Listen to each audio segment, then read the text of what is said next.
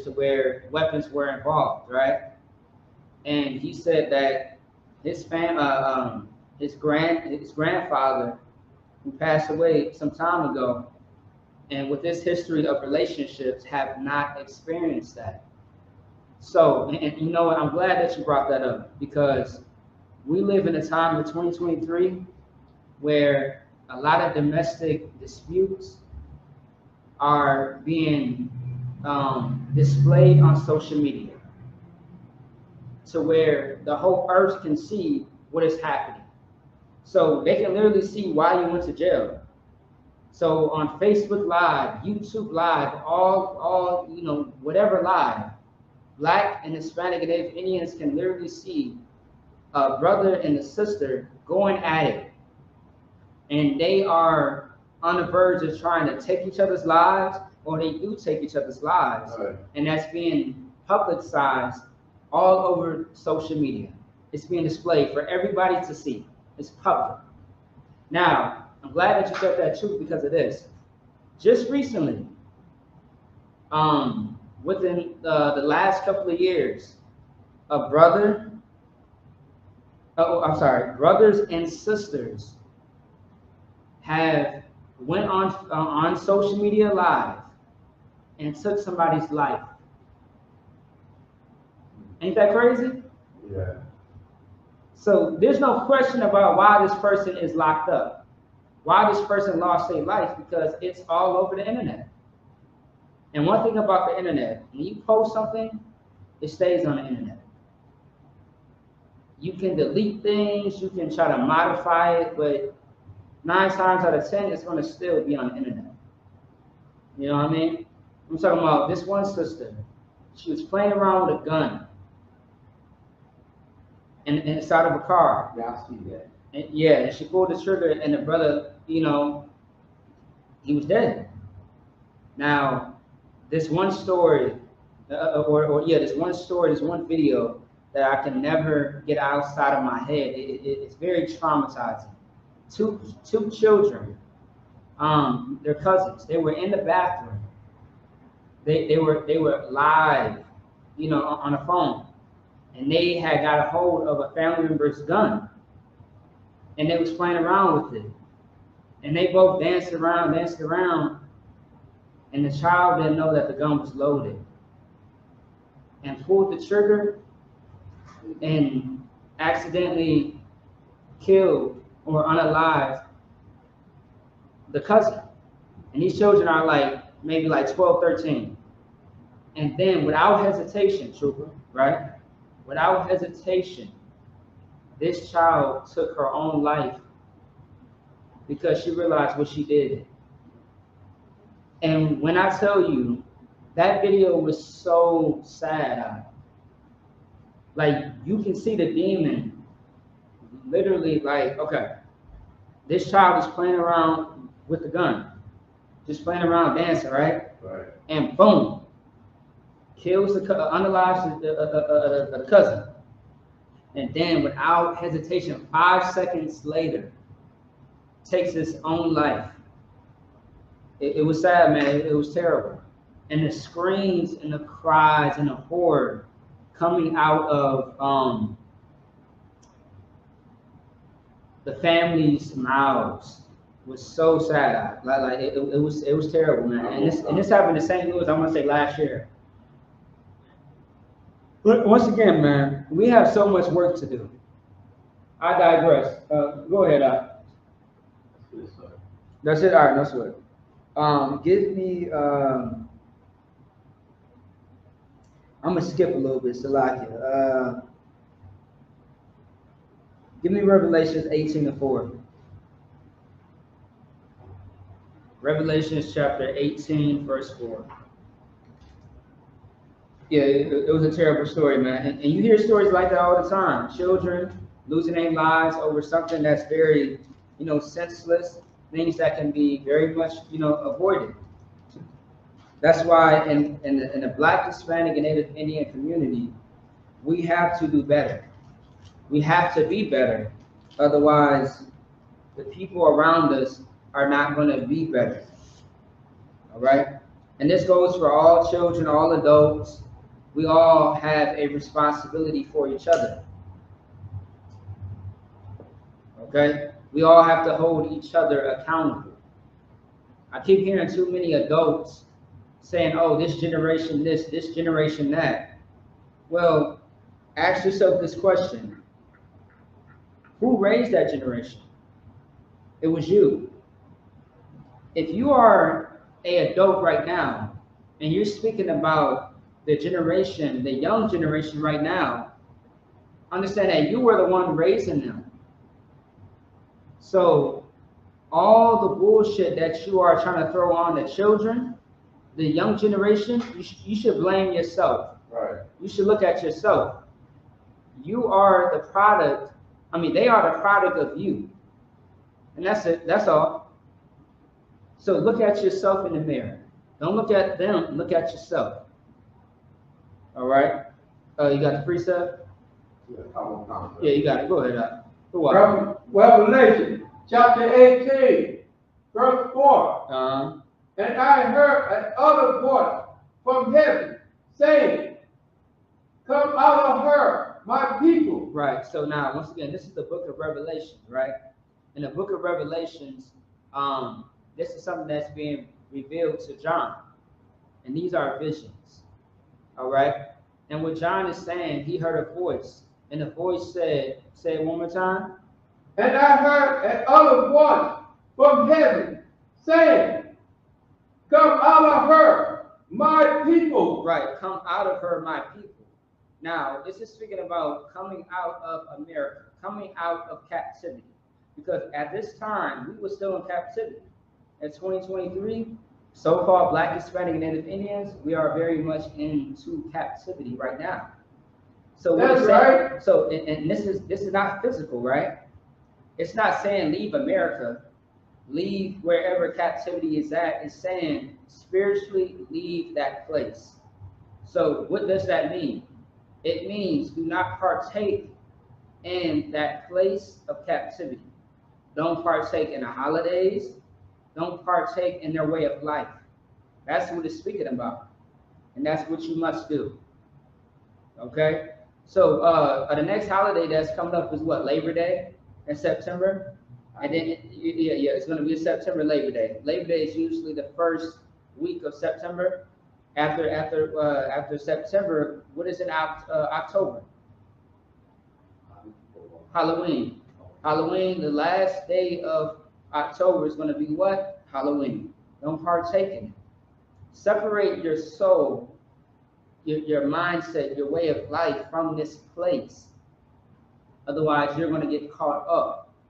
And 10 times out of 10, when you are caught up in the way of life of America, you always get jammed up. That's right. There's so many examples and scenarios that I can, throw out there just to let you know. But for time's sake, read it one more time from the top. Chapter 4. And I heard another voice from heaven saying, come out of her, my people. Right, the Bible said to come out of her, my people. Now, that word, my people, every book has what is called an audience. And the Bible has an audience. And the audience is towards so-called Black, Hispanic, and Native Indians. The Spicks, the savages, the niggers of the earth, right? All those bywords and proverbs. You know what I mean? The people that are not desired in this place. The audience of this book is for those people. Because the Bible is a Black and prophetic book. It's a history tool. It's a records. You know what I mean? For Black, Hispanic, and Native Indians. Also, too, like I got the shirt on, right? The shirt says the Bible is Black history. That's right. It's Black, Hispanic, and Native Indian history. That's what it is. Because everything about you is in that book. Tell me if the Holocaust is in the Bible. It's not. But I can show you where the transatlantic slave trade is in the Bible. That's right. I can show you where salvation is in the Bible. That's right. I can show you Minnesota right now. I can show you South Side, West Side, Chicago right now. I can show you Flint, Michigan. I can show you what just happened in Hawaii. You heard about Hawaii, right? How it got burnt up? Yeah, I heard. Yeah, I can show you that in the Bible too. Go ahead. I heard Chef Muhammad talking. It's running 1 mile. I said that fire going traveling 1 minute per mile. No, it's 1 mile per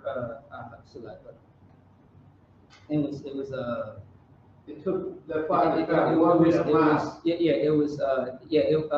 Like the wind was going 1 mile per hour. Right. And that's very fast. You know what I mean? So imagine being in the car, right? Right. And you are leaving from this place, and you're trying to go to a destination, and it says it's 1 mile away. Right. Imagine the speed that you're going in a car to get to that 1 mile.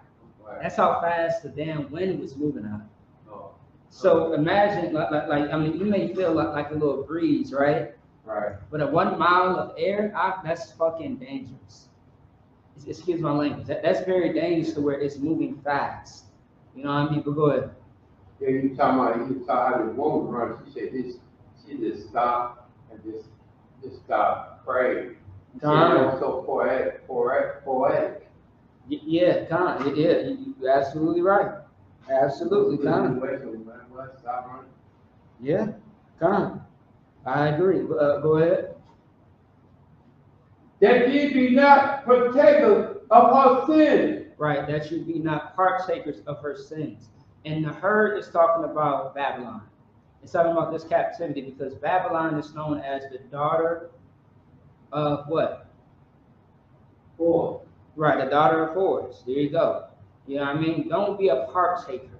Meaning don't sleep with this place. Don't be joined. Don't be intertwined with this place called America, called Babylon, called wherever there's oppression to the point where it's going to separate you from the Most High.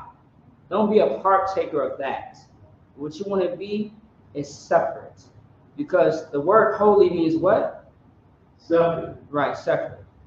All right, that's what you want to be. You want to be separate from the thing that's going to join you into evil, which is sin. And you don't want to be a partaker of that. To be a partaker means that you are just a part of that thing. Hence, that the word partaker.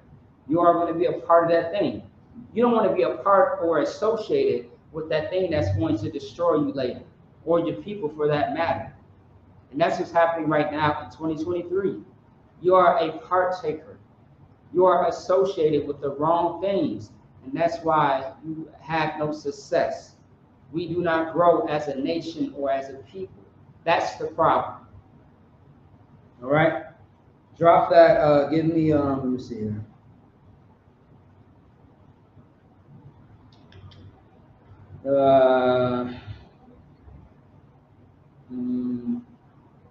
Give me Proverbs 29:2.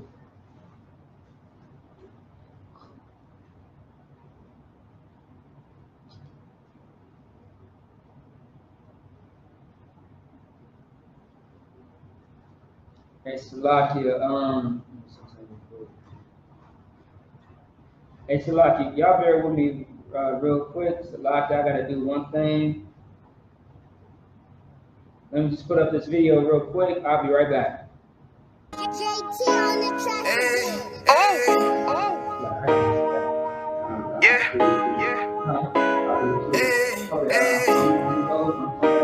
Fuck wrong with you, boy? You know what time it is, nigga. Better watch how you step in. Yeah. But that was my nigga.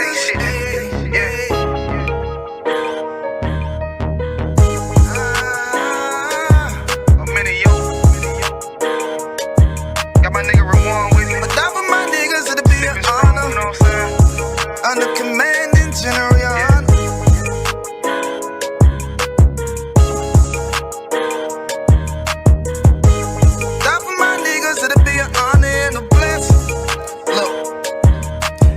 Straight off the top, I love all of my niggas. That shit ain't gon' stop till we on top and we ballin', my nigga. We be fly as fuck, you know them bitches That shit'll never change, and it's the same with all my niggas. City to city, I should be at home. That's what my ribs say. But bitch, I'm grown. I'm in these streets and closed caption. Niggas know we bout that action. If a nigga play with me, then my hock can gon' let him have it. Hey, think you the shit, this truth the shit. Nigga play, I let that Ruger hit. Get on them tracks, they be like, who is this? I'm rude with it. Ain't got no manners. All them pussy niggas talkin' shit. Y'all know they can't stand us, but we UPK, Louisiana, bitch, that's what I'm rippin'. And my niggas solid number, real ones in my section. If you wanna get down, put your boots on, start steppin'. Brotherhood is a weapon. Brotherhood is a weapon. Better watch how you steppin', cause brotherhood is a weapon. If I die for my niggas, it'll be an honor and a blessing. Better watch how you steppin', cause brotherhood is a weapon. Brotherhood is a weapon. Better watch how you steppin', cause brotherhood is a weapon. If I die for my niggas, it'll be an honor and a blessing. Better watch how you steppin', cause brotherhood. I lay my life down right now for all my sisters and brothers, because I love them. I see them dapping and hug them. It's amazing to see how well we adapt from the struggle. Born again from a life of sin, trapped in the gutter. My mind frame was to kill my own kind.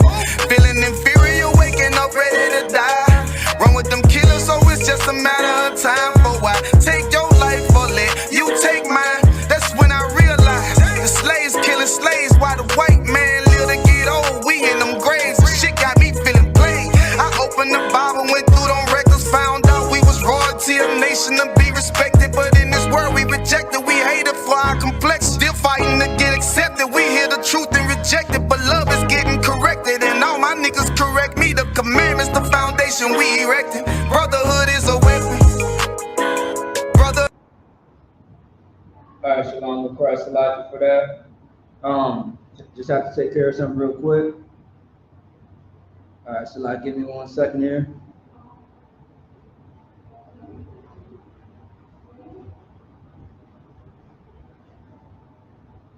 All right, so yeah, back to the point, right? So the point of what I was speaking about is simply like,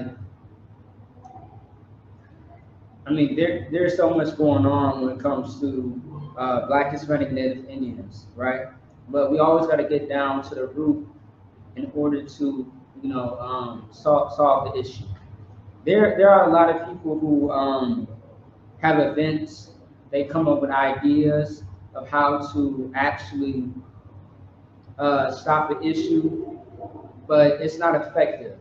And really, like in Minnesota, what I've noticed mainly, a lot of people, when they try to bring up Black issues, Black, Hispanic, and Native American issues, the problem that I usually see, or the flaw that I usually see, is the fact that they always try to include the oppressor. That's right. And that's why nothing works. It always fails. Like every time I go to a Juneteenth event, or Rondo's Days, or just any so-called black event, there's always the oppressor, or better yet, the oppressors, the other nations that take, they actually partake in our destruction of us being in captivity. Like just recently, what is this? This is like in the month of June. Yeah. We had went to the Caribbean Fest. You remember the Jamaican Fest? Oh, yeah. Oh, yeah. Kind. So we had went to like a Jamaican or a Caribbean Fest, and I seen more heathens than I seen Hebrews. Right. You know what I mean? Like I barely saw anybody that was Caribbean in there. I seen a sprinkle of Black, Hispanic. Black, Latino, Native American people maybe, but I seen more East Indian people. I'm talking about the ones with the dot on the forehead. I seen even white people. Like, what is white people doing at a Caribbean fest? It doesn't make sense. It's the same thing with Juneteenth, and all they do is they just take advantage because they feel like, okay, well, I'm here. This is my country. I can be wherever I want to.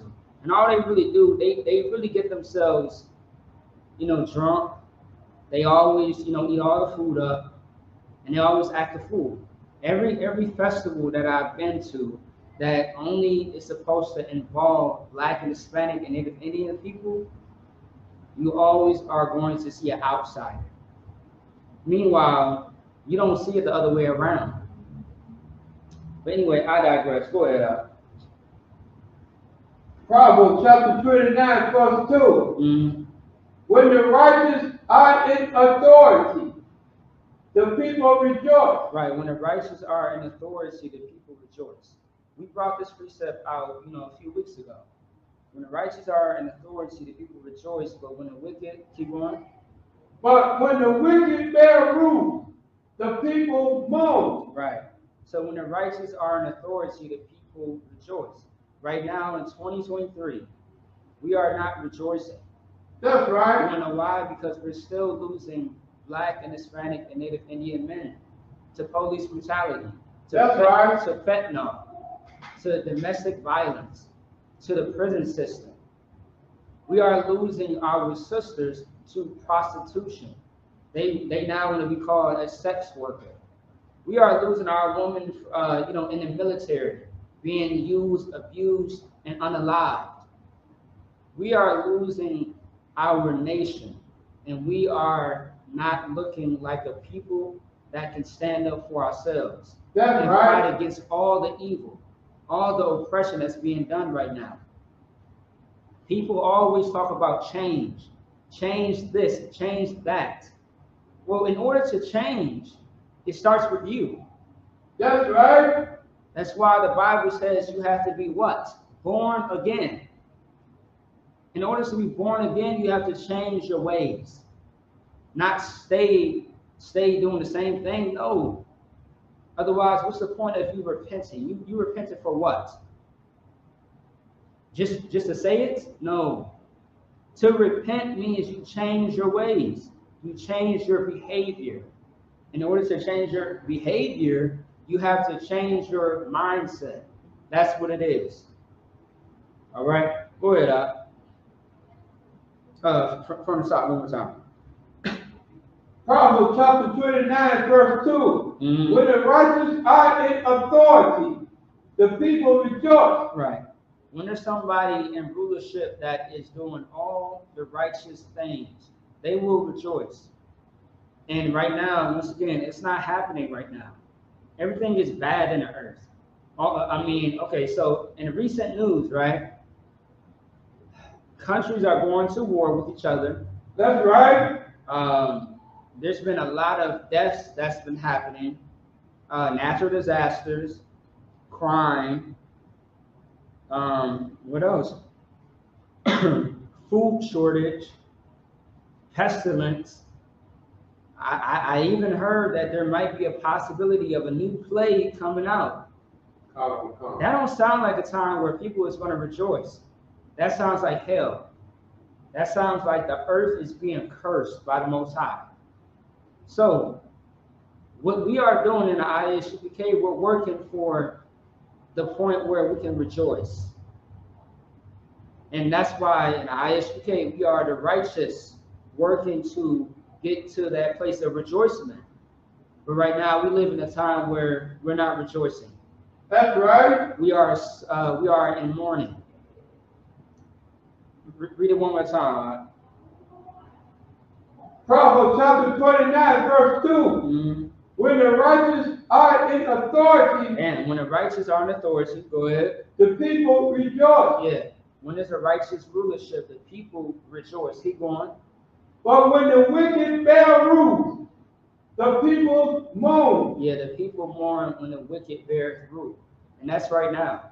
All your politicians, all your Christians, all your presidents and governments, your senators, your congressmen, congresswomen, the whole council, they are the wicked, and we are in mourning.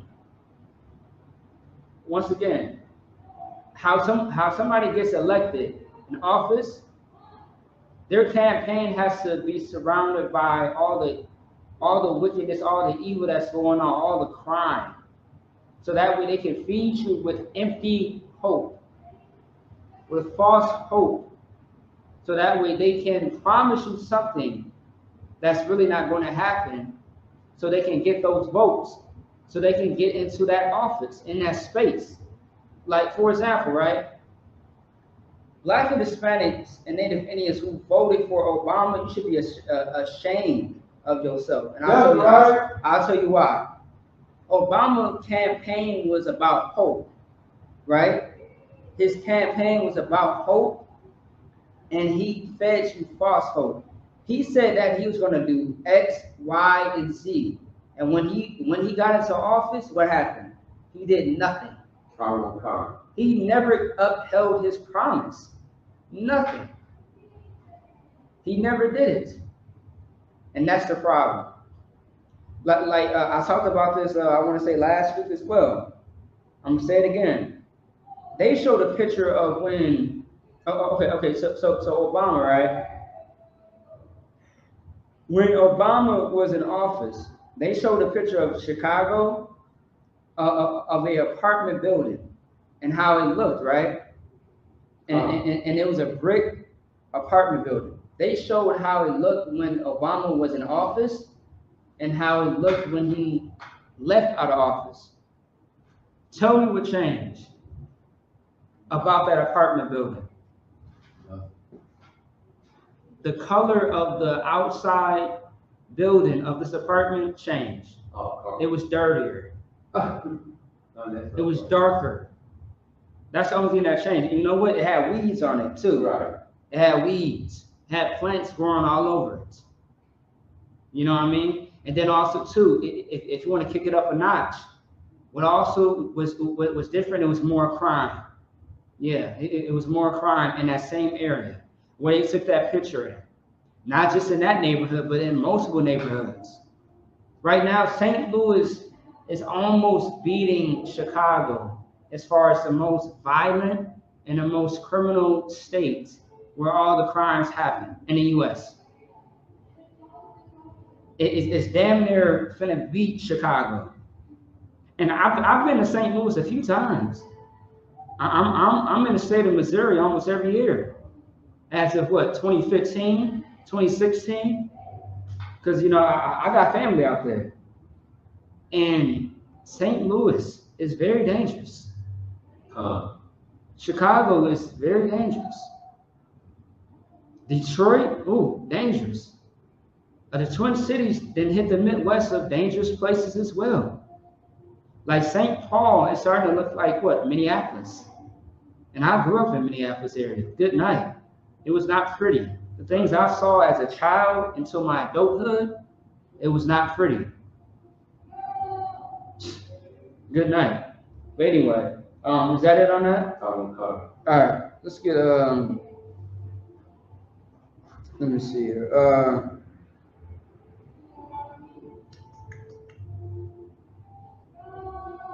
Give me okay, so on the topic of oppression and hell, right? I'm still tying in brotherhood and sisterhood because we have to recognize what the issue is. And I explained multiple scenarios and examples of what the issues are happening right now in 2023. And what's been happening back then. But now, in these days and times, what Black and Hispanics and Native Indians must do, we have to come together for the good things, not the bad things. That's right. And what I mean by that is we have to come together in one body and one baptism and one faith. We have to have a understanding on what we have to do in order to fix our situation. Following the Most High in Christ is what's going to fix our situation. Every hood, every goddamn ghetto that you can think of on the face of the earth. And with that, it's called guidance. It's called obedience. It's called faith in the Most High with the law, statutes, and commandments. That's how you can fix everything in your life, in your ghettos, and your communities. Without that, you have nothing. You are going to be submissive, and you are going to be under the authority of your oppressor and all these heathens. That's what's going to happen. And that's what's happening right now. Ask yourself this question. Is a black community really a black community? Is it? How is that? You ain't speaking God. You got to speak louder. Say it again. You're not speaking the Most High, man. Acting more like the oppressor. Okay, I'm going to answer that question. My question is the black community really a black community? Yes or no? And the answer will be no. Why is that? Because who is in your community that are not black? I just gave you the answer. Your oppressor. Yeah, your oppressors. So multiple meaning it's going to be the people that are not you. All right. Now, once again, black, Hispanic, and Indians, those are the same people. Right. But the Arabs, the Africans, the whites, the Chinese, the Japanese, the East Indian people, yeah, those are not your people. And those are the people that are in your communities. Now, when you go to their communities, who do you see? Their people. Right. Who do you not see? You don't see blacks. Right. You don't see Hispanics. Right. You don't see Native Indians. Right. But you see their own people. That should tell you a lot without saying nothing. It should tell you that they are stripping you and draining you of all of your resources. You put money in their pockets and they have nothing in return for you.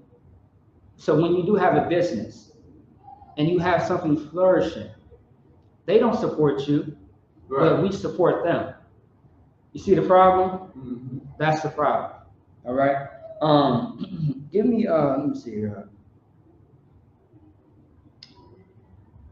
Give me Revelations 13 and 10. No, 13 and 9. Yeah, Revelations 13 and 9. Okay. Bible shop. Go ahead. You got it.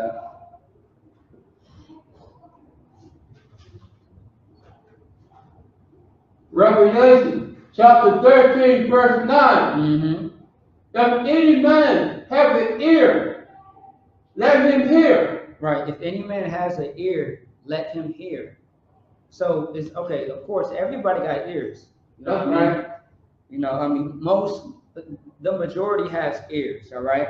And for those that have ears, it says let him hear. Now, of course, if you're not deaf, deaf, you can hear out of your ears. But that's not the point.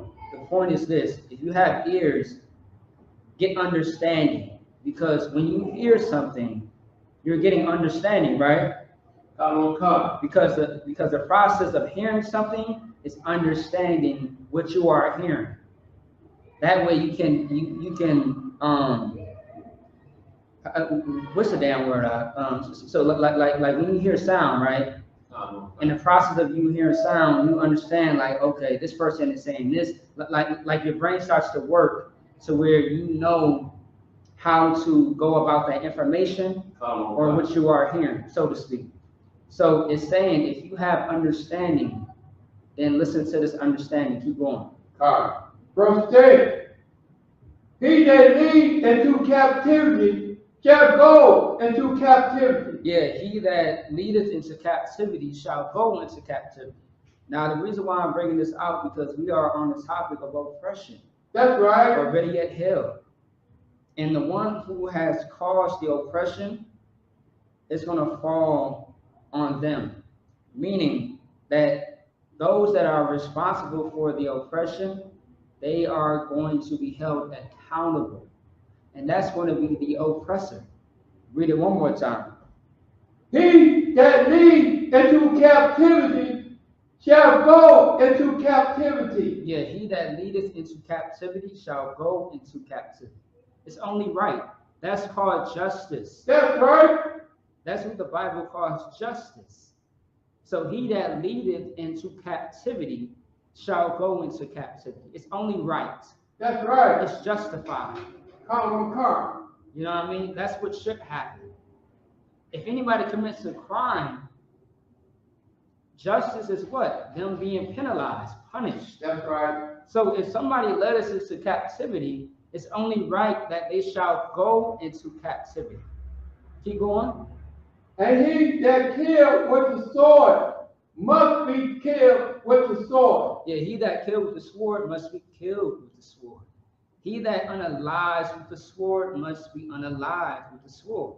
It's only right because it's justified. Like once again, with all this oppression, man, Black and Hispanic and Native Indians, we need justice. That's right. Everybody else have justice. We don't have it.